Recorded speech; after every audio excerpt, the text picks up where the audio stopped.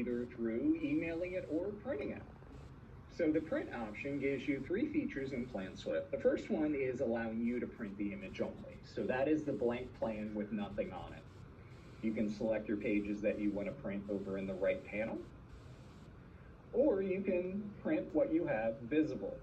Visible, of course, is determined by the light bulbs. So if the light bulbs are turned on, it will print out. If it's not, then it won't. So again, you can select your pages on the right side.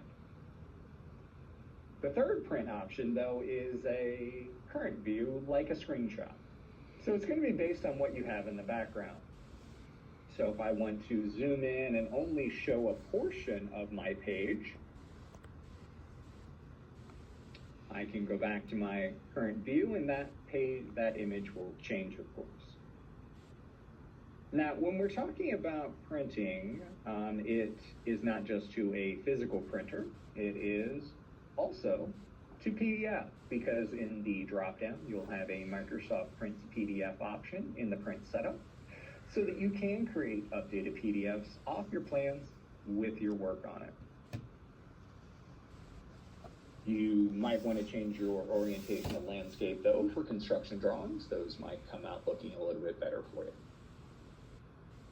Now, when you email, though, it's a little bit different. It's similar, but it's a little bit different. The first option allows you to send your whole plan and compresses it all and changes the file type into a different file called a Swift job file. Now, that means it's a PlanSwift specific file type. So the person you're sending it to using this first option will need to have PlanSwift on their end. So if they're just looking at the plans, they don't need to have a license. They can use a free version.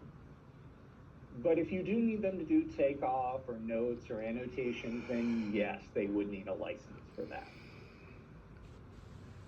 The second option, though, is another screenshot. So based on what you have in the background, this time it's converting it into a JPEG for you, which is a very common file type.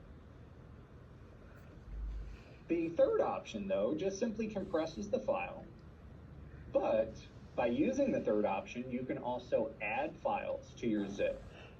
That could be a cover letter, an environmental report, anything that you wanted to include in that email, you could attach it as well.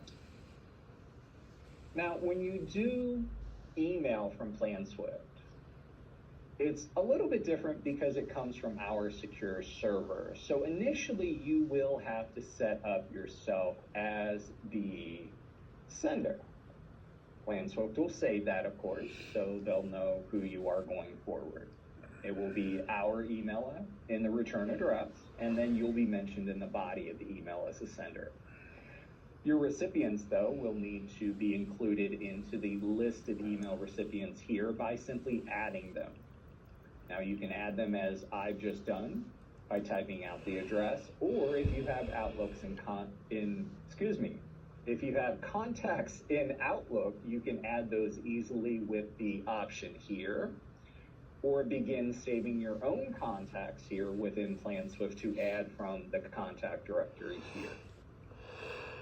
So that's how you would email your work if you needed to send anything over.